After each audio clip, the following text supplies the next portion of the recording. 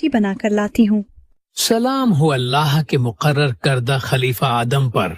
आप पर भी सलामती हो ए फरिश्ता है वही।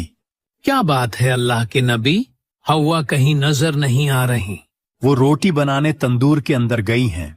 सो ये है वो तंदूर कि जिसे अल्लाह ने एक अजीम काम के लिए चुना है। कौन सा काम? बस मैं अल्लाह के हुक्म से इतना जानता हूँ कि जब आपके बेटे शेष की नस्ल से आने वाले नबी नूह की कौम पर अजाब भेजा जाएगा तो उसकी इब्तदा इसी तंदूर से होगी। शीस, मेरा तो इस नाम का कोई बेटा नहीं है। शीस यानी अल्लाह की तरफ से अता किया गया एक खूबसूरत तोहफा।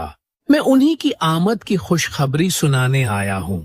और यूं कुछ ही अरसे बाद शीस अलैहिस्सलाम पैदा हुए कि जिनका इस दुनिया में आना आदम अलैहिस्सलाम के जख्मों का मरहम बना। आज हम सब इंसान आदम अलैहिस्सलाम के इसी बेटे शीस की औलाद में से हैं।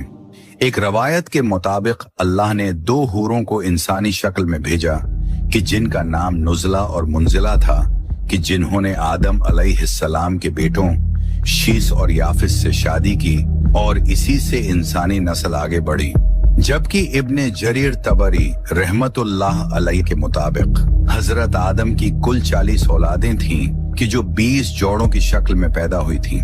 इसराइली रवायात के मुताबिक सुबह पैदा होने वाली लड़की को शाम के वक्त पैदा होने वाले लड़के से शादी की इजाजत थी और इसी तरह उस जमाने की शरीयत में शाम को पैदा होने वाली लड़की के लिए सुबह पैदा होने वाला लड़का नामहरम हुआ करता था।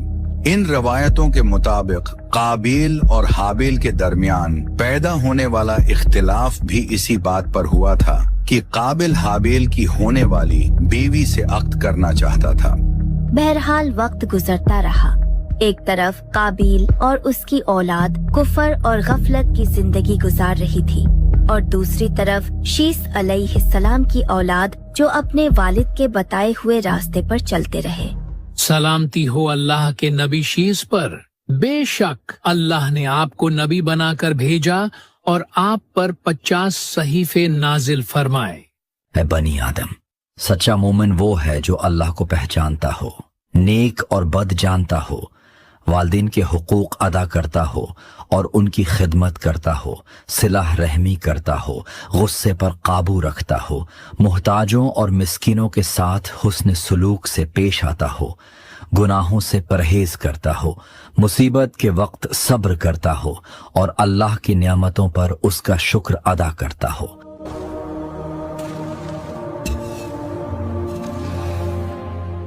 ए वालिद, शीस आपसे मिलने आए हैं। वालिद, आपने मुझे याद फरमाया था। हाँ बेटा शीस, मेरी बात गौर से सुनो कि अब शायद मेरे पास वक्त बहुत कम रह गया है।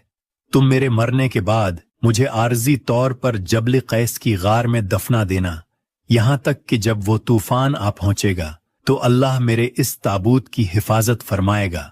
अब इस दीन इस्लाम की तबलीग की जिम्मेदारी तुम्हारे कंधों पर है। शैतान से हरदम होशियार रहना और मेरी देगर औलादों को अल्लाह के अजाब से डराते रहना। ए ओज, तुम मेरी बहन अनक के बेटे हो और अल्लाह ने तुम्हें बाकियों की निस्बत ऊंचा कद अता किया है, सो तुम इस बात पर अल्लाह का शुक्र बजा लाओ और अपने नाना आदम के दीन पर लौट आओ।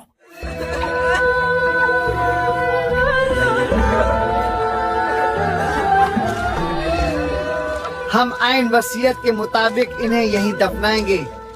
ऐ लोगों, करीब है वो वक्त कि जब मैं भी इस दुनिया फानी से रुखसत हो जाऊं।